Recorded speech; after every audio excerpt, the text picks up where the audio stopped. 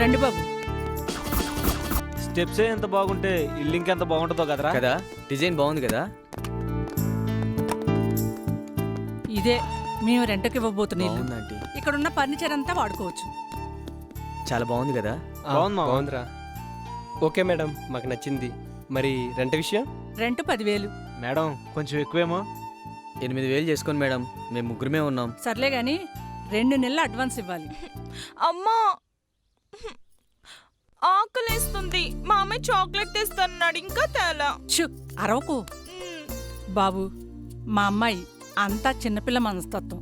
Madam, భగవంతుడు అందరికీ అన్ని కరెక్ట్గా ఇస్తే మనం మనుషులు ఎందుకు అవుతాం మేడం? అమ్మా ప్రతి ఇంట్లో ఏదో సమస్య, ఏదో బాధ ఉంటుంది. సమస్య బాధ లేని ఇల్లు ఒకటి చూపించండి చూద్దాం.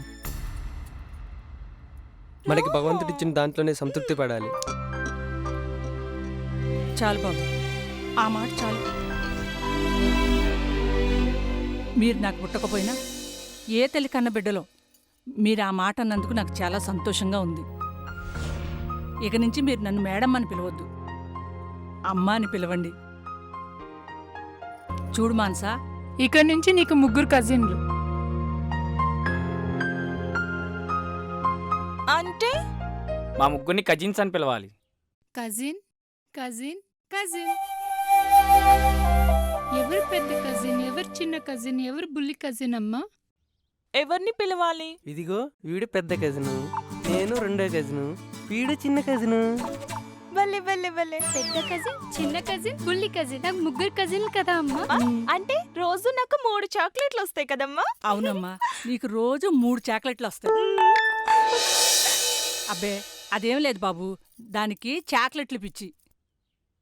ఇంటికి ఎవరొచ్చినా చాక్లెట్లు కావాలని మారం చేస్తుంది. పర్లేదమ్మా, చిన్నపిల్ల కదా. సరే, మనం వెళ్ళి సామాన్లు తీసుకొద్దాం. ఓకే, సామాన్లు తెచ్చి అడ్వాన్స్ కూడా ఇస్తాం. మేము వచ్చేటప్పుడు నీకు 3 చాక్లెట్ తీసుకొస్తాం, సరేనా? బాయ్ అమ్మా. బాయ్ బాయ్ అమ్మా. అమ్మా. బాయ్. Cheers. మొత్తానికి మంచి రూమ్ దొరికిందిరా.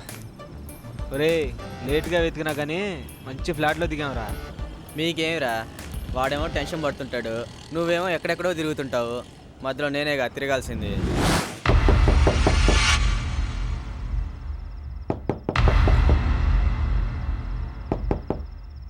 రేయ్, వానరం వచ్చినట్టుందిరా.